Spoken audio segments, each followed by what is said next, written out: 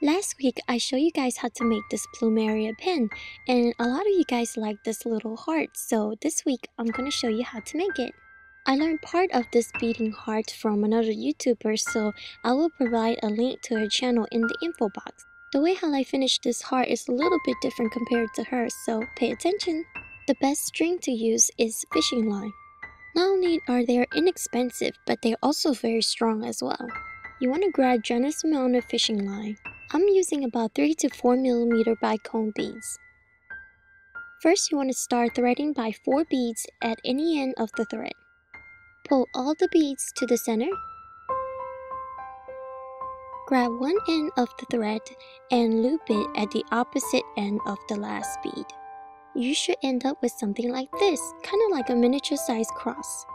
Now add 2 beads to the right and 1 to the left. Grab the left thread, which only has 1 bead on it, crisscross it at the last bead on the right side. Once you've finished, it should look something like this.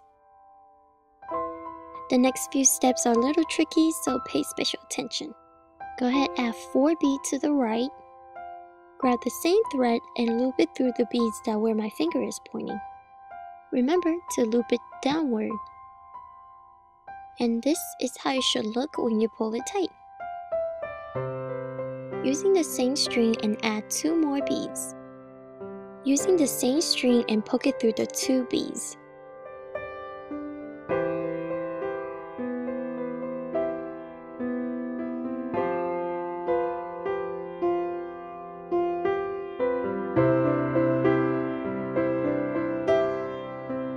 It should look like a half heart when you pull everything tight. Once you have one side ready, now you're about to do the other side. You are using the same step to create the opposite side. If you got confused at the first part, here's your chance to look at it in a different angle.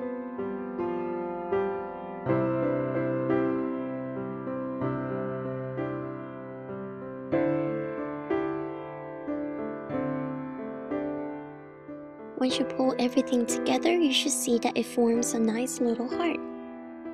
Use the right string, thread it through all the edges bead on the left side of the heart and stop at the first bead on the lower right side heart.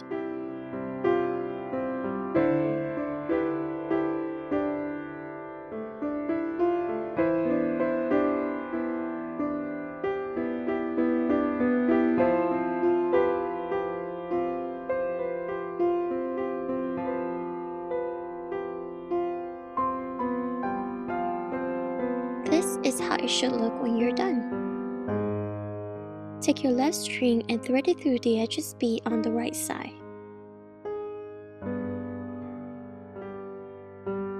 Now you should have 2 strings that's coming out from the lower part of the heart. When you pull it together, it kind of starting to form a dome shape. Add a bead to any side of the string, crisscross it using the opposite string.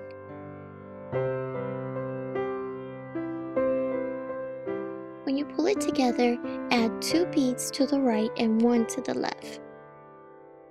Grab the left string and crisscross it to the last bead on the right.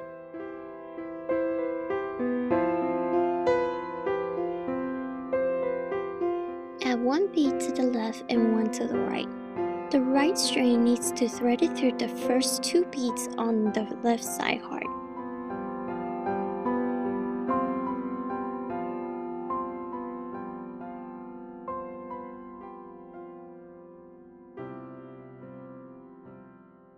And the left string needs to be threaded through the first 2 beads on the right side of the heart. Once you have that, add 1 more bead to both sides of the string. The right string needs to be threaded through the second right bead in the center. Pay special attention where my fingers are pointing. The right string needs to go up the middle 2 beads.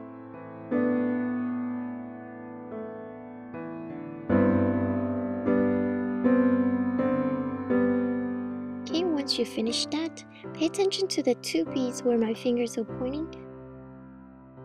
Go ahead, thread your string through them. When you finish, you will notice that your string will end up at the top of the heart.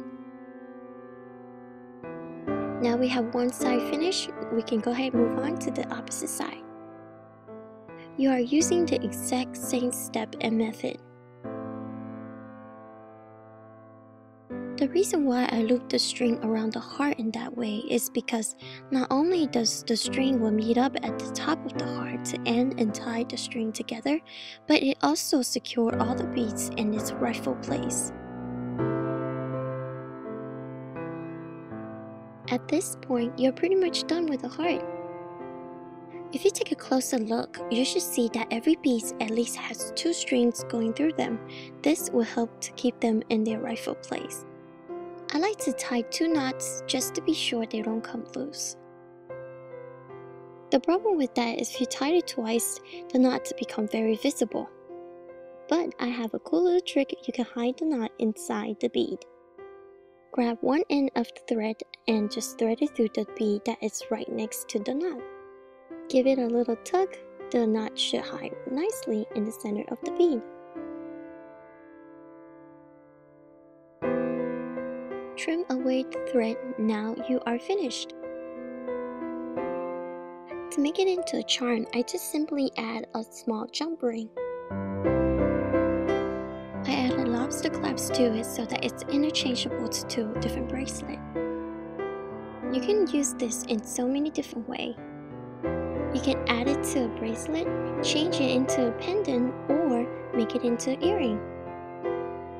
And of course, if you like charm bracelet, you can definitely make a bunch of them and add it to your charm bracelet. And don't forget, you can add them to your hair accessory, just like what I did on my last video. But I really like it how this charm bracelet turned out. I love the way how it just sparkles. Maybe it's just a little too big for me. Thank you guys for watching. I'll see you next week. May you be happy.